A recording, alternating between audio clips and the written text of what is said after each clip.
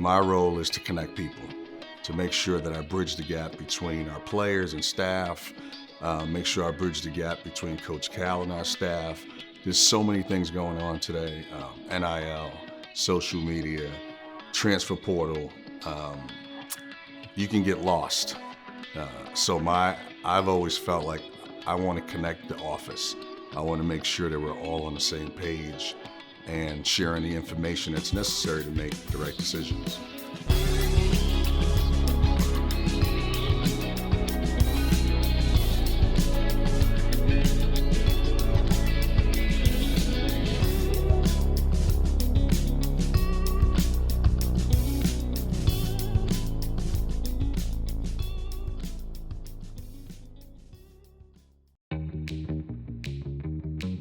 Chuck Martin's career has spanned high school gyms, college powerhouses, and the NBA.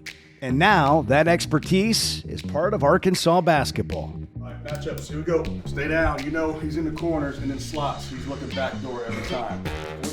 Years ago with Cal, you just go get the best high school players. But now with the portal, you can just all right, let's sign 3 good players and let's see what's in the portal. The pool has gotten bigger, so now if you don't get a high school kid, it's okay. You can be a little bit more patient.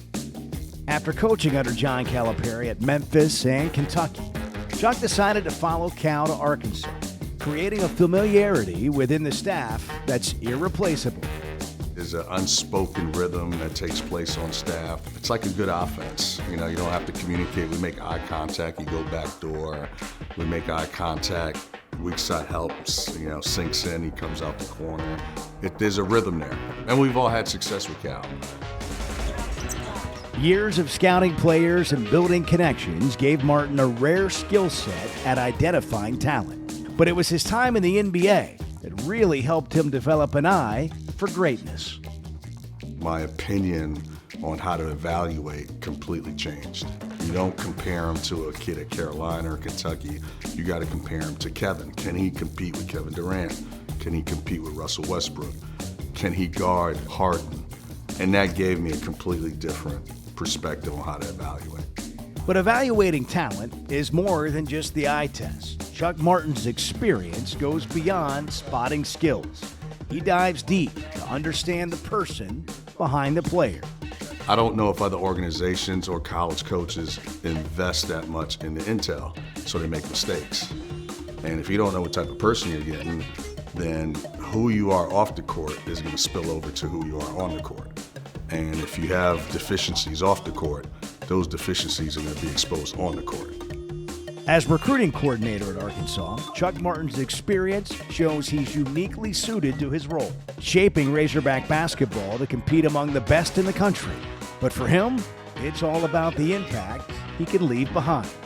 For me, it's always been, I've connected people. Whenever my time is done, I would like for people to say, you know what, Chuck brought us together.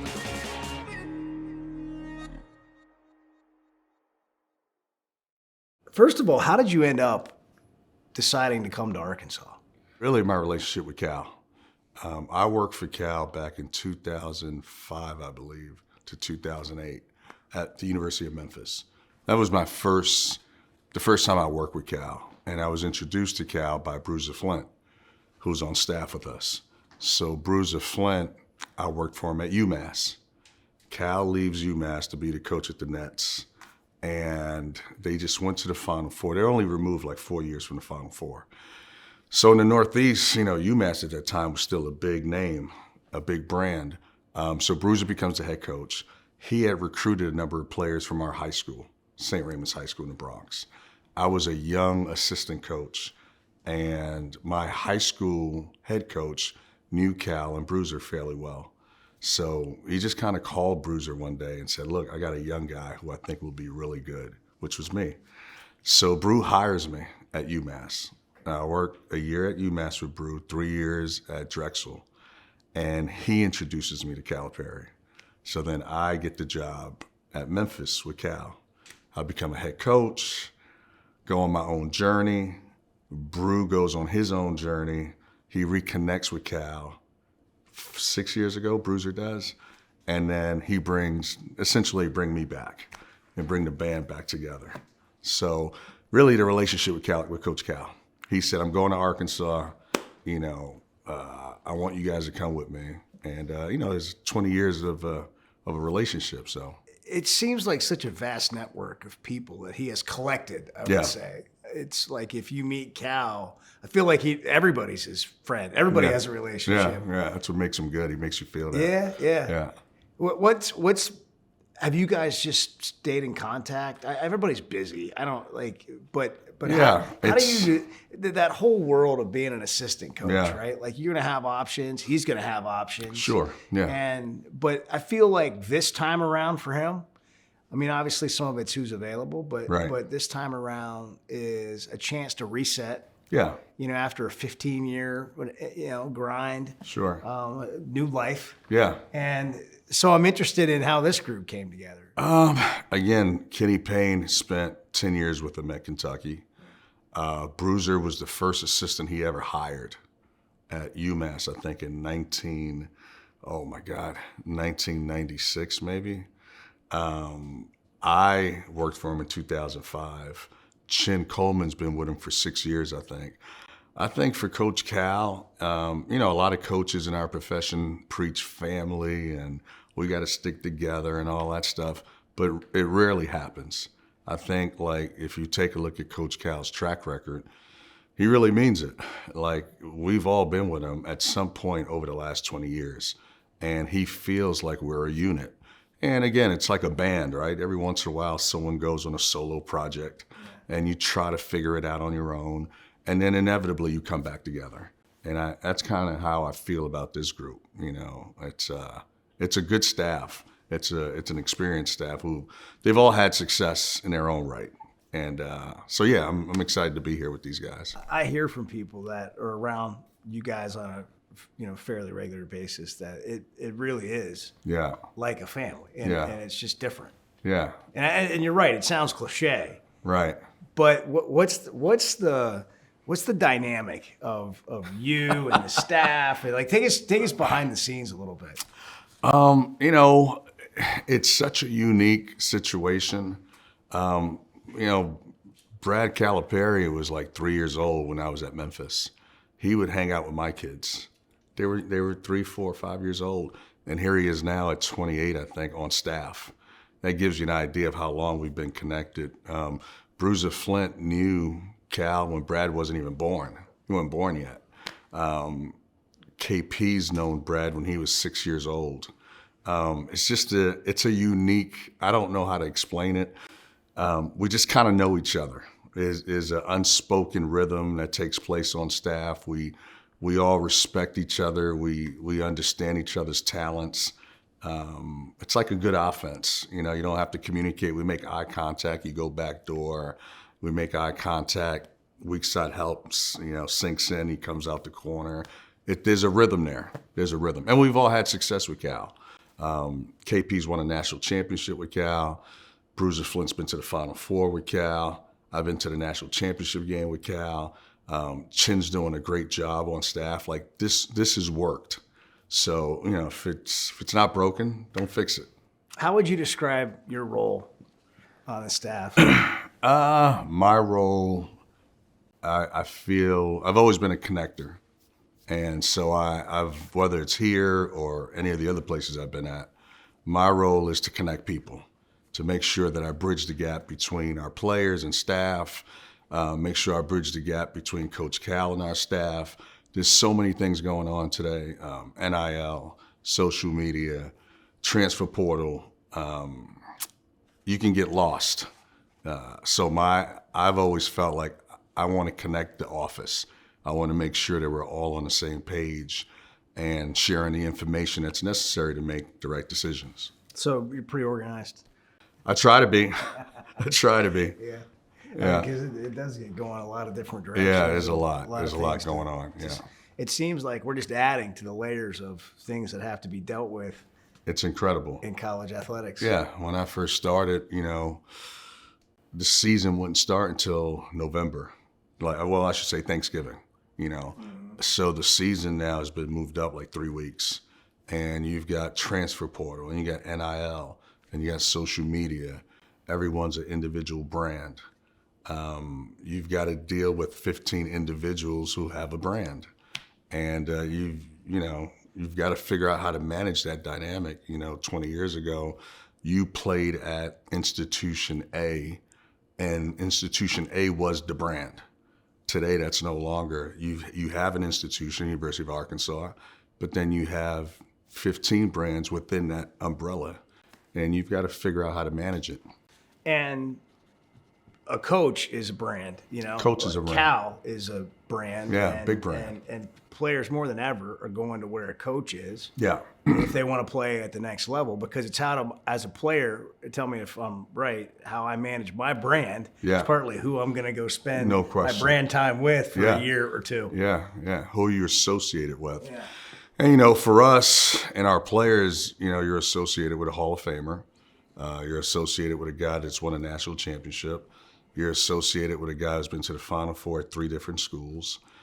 He's a winner. He's always been a winner. So to your point, if you want to grow your brand, you want to connect with another brand that's been successful.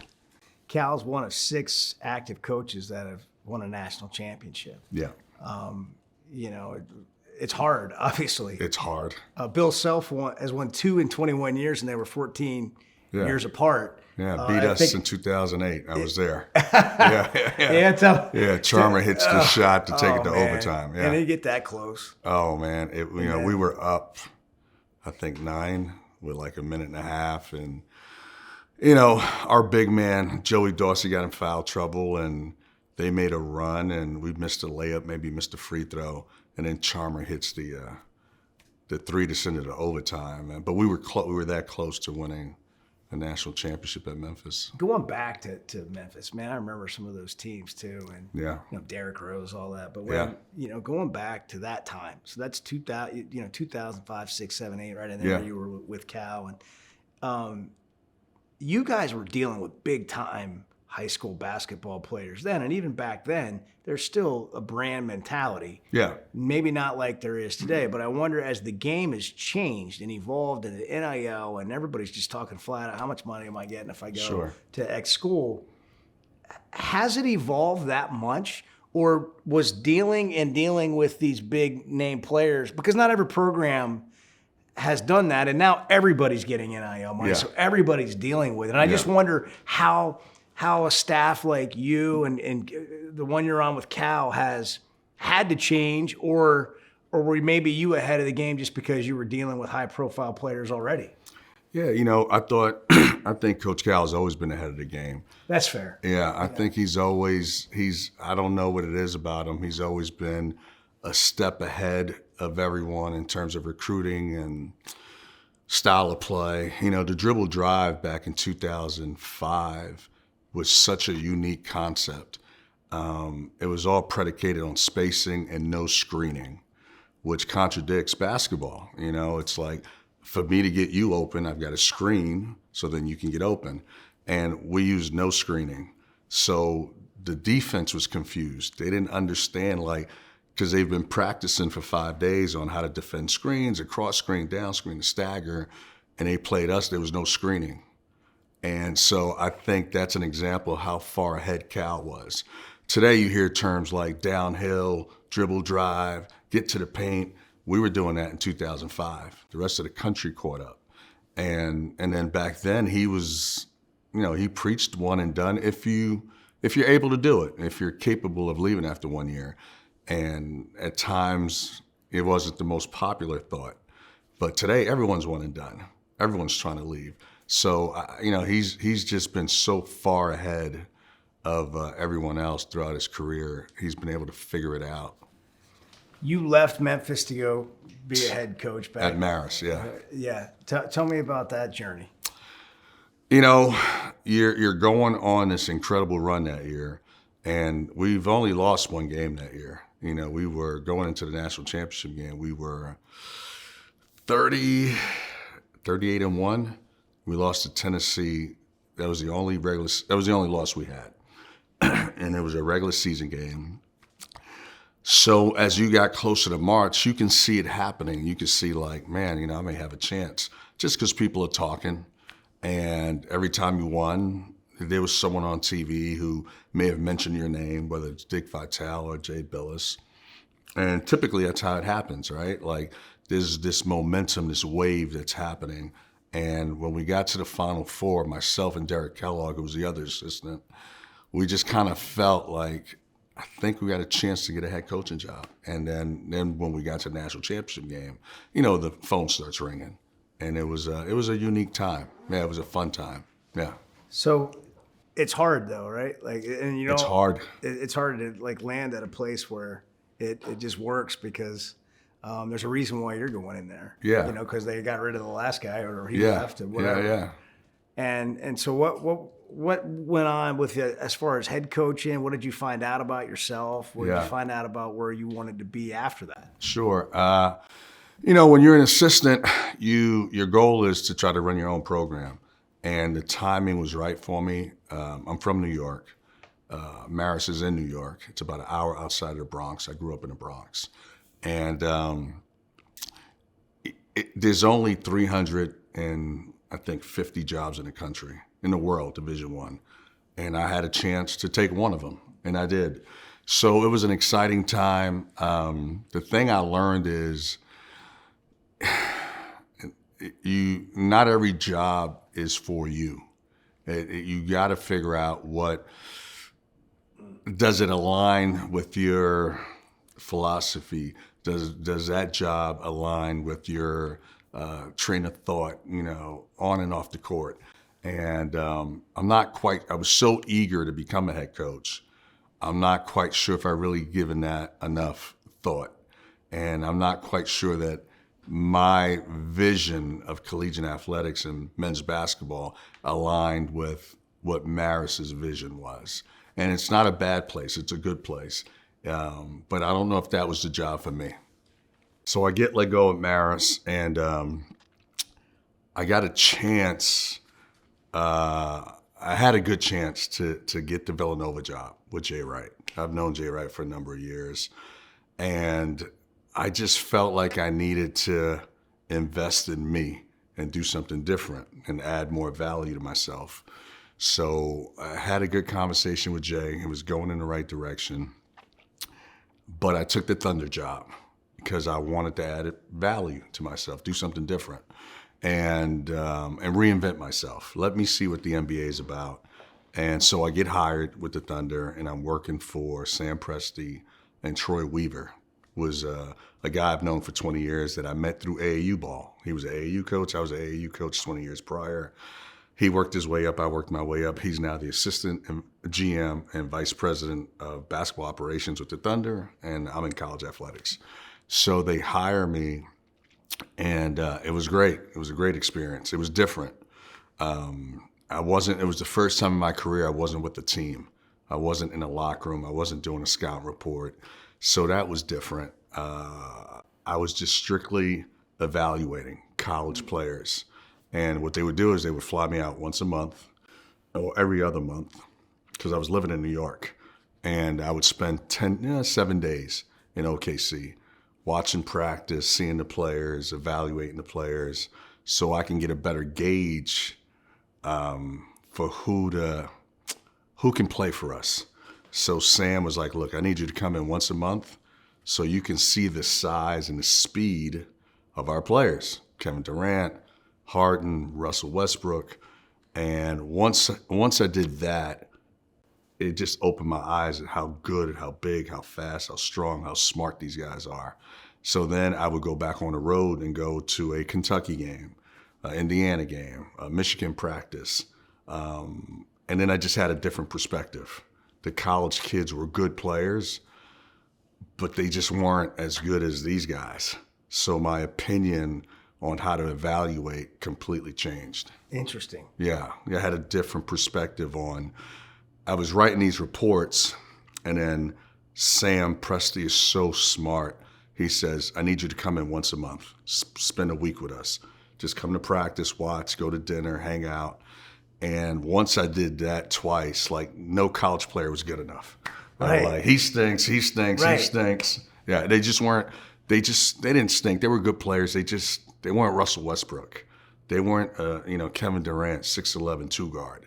And so he was essentially saying to me, when you evaluate them, you've got to evaluate them through this scope. You don't compare him to a kid at Carolina or Kentucky. You got to compare him to Kevin. Can he compete with Kevin Durant? Can he compete with Russell Westbrook? Can he guard Harden? And that gave me a completely different perspective on how to evaluate. It really narrows the pool. Oh, man, it does. At that level. It does. It does in this country. The other fascinating thing was, and I say this country because once a month, we would get a list on our phone of the best players in the world.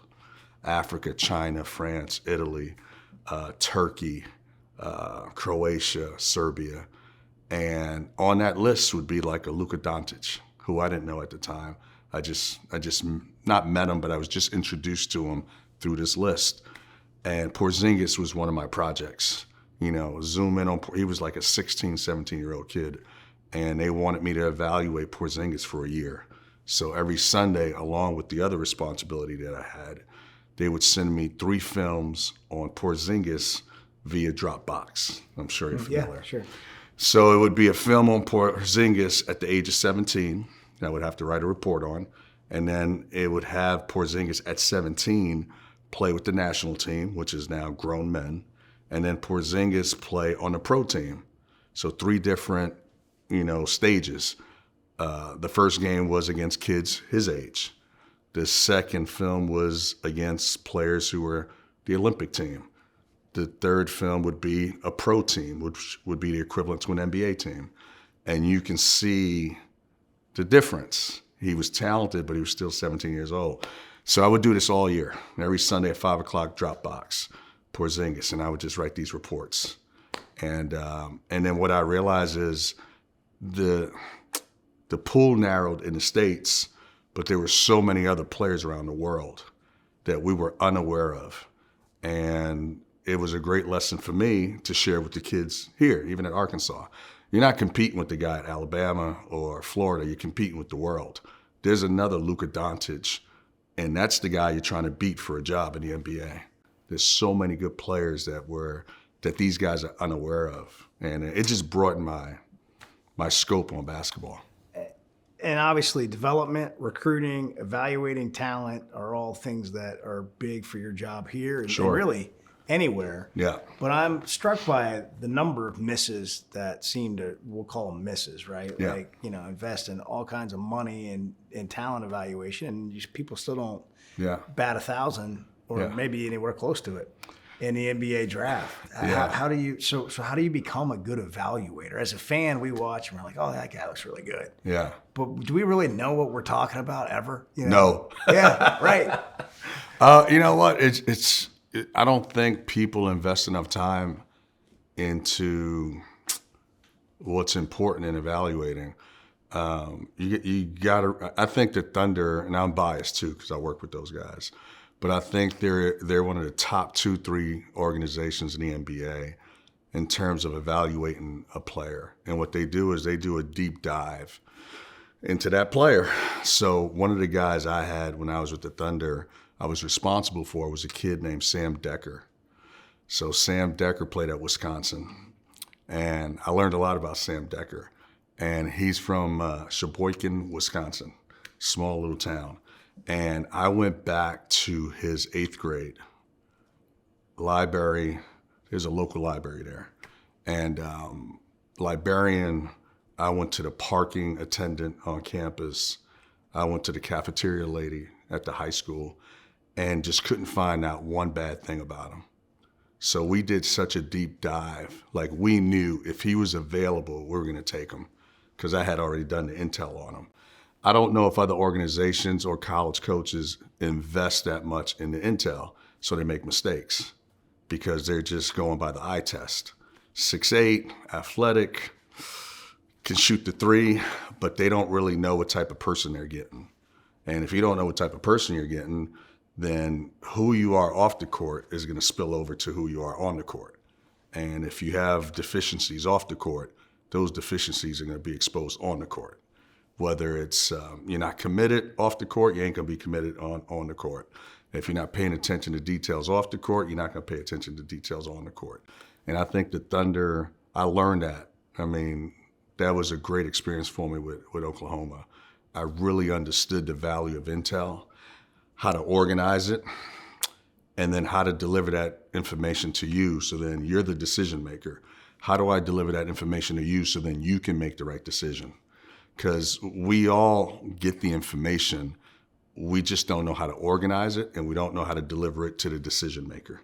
And if you can't deliver the information to the decision maker, then now he's confused or she's confused, and then she makes a poor decision or he makes a poor decision in who to draft or who to give the scholarship to.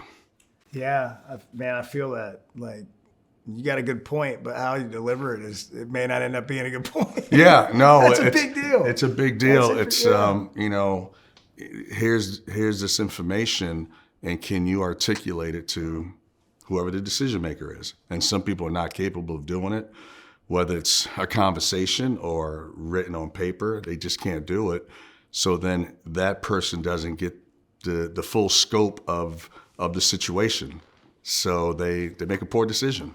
Yeah, they make a poor decision. Your decision to go completely into left field and spend that time with the Thunder, how did it pay dividends for you? Then you went back to college coaching. Yeah. How did it pay dividends for you? It separated me from everyone else because there's only everyone talks about the NBA, but there's only a handful of people who've actually worked in the NBA or played in the NBA, and I was fortunate enough to be one of them. And for me, it wasn't coaching, which was completely, different for me.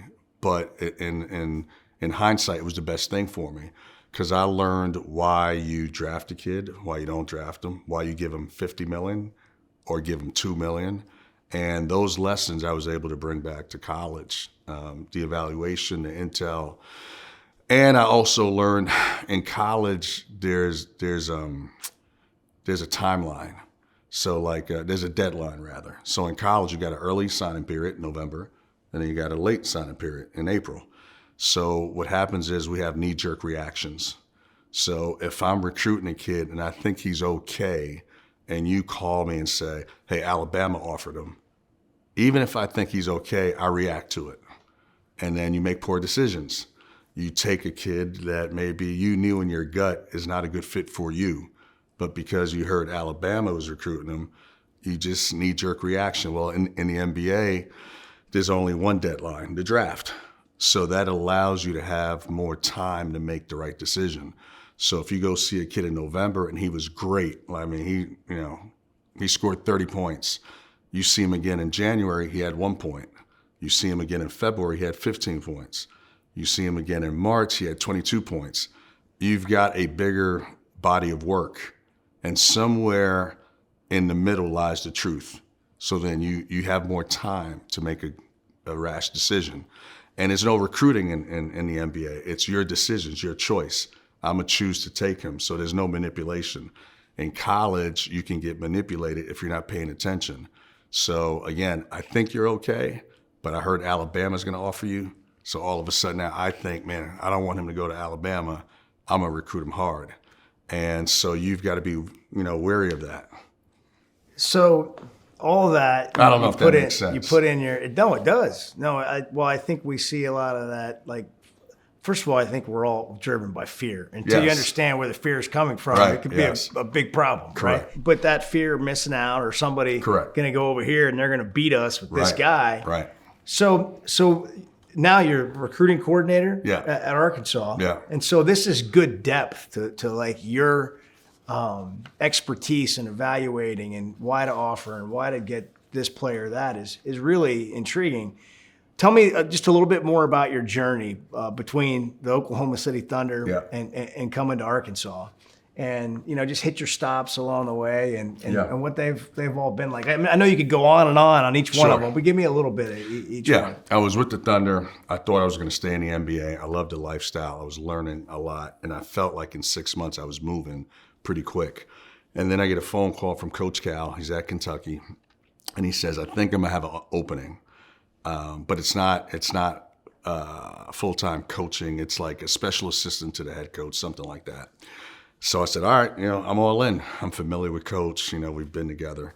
And then like 2 weeks later, he calls me back and says, Tom Crean is asking about you at Indiana. and that's a full-time coaching position. I think you can help them. And it's Indiana, it's big-time basketball. So I speak to Sam Presti, and Sam was great. Sam gave me a safety net. He says, it's Indiana, big-time program, try it. If you don't like it, I'll bring you back. So that gave me some comfort. So I go to Indiana for 3 years. We win a Big Ten championship. Then I go to South Carolina with Frank Martin, and I spend 5 years with Frank as associate head coach. Then I wind up with Dana Altman at Oregon for a year. And then I reunite with Coach Cal at Kentucky, and then here at Arkansas. Yeah. Yeah, it's been a journey. All right. In the interest of time, let me find us a landing spot here. This has all been just fascinating to learn about who you are, how you're built. Yeah. What are some key ingredients that now sitting here today? Yeah. How old are you today? 55. At 55 years old, a lifetime of experiences. And really all headed to this moment where now here you are at Arkansas. What are some takeaways that you've learned through all your experiences that these are the keys to being successful and the kind of person that you want to be? I think trust yourself. I think that's really, really hard to do in our profession because you've got so many people, outside influences trying to tell you this is how you should behave, this is how you should act, this is how you should coach. This should be your brand. So I think for me, just have an internal compass that guides me. And you can get lost in that, if you don't have an internal compass because you're ambitious. You want to be a head coach. You want to be associate head coach. You want to make more money. You want to go to the NBA. So you get blinded by those things, by ambition. So you get out of character sometimes. And for me, just be true to myself, internal compass.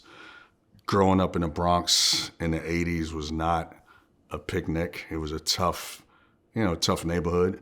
And I think those lessons that I've learned in those neighborhoods served me well today. I read people well. I'm pretty good at it. And in that neighborhood, you had to read people well. If you didn't read people well in the Bronx in the 1980s, you may not be here today. So you understood the dynamic of interacting with people and someone that can cause harm or someone who is trying to enhance your life. You had to understand that quickly. I'll wrap it up with this. I like to ask any coach or player, that we talk to, when your time here's done, how do you hope Razorback fans remember you? Or maybe a slight twist, what kind of impact do you hope that you've had?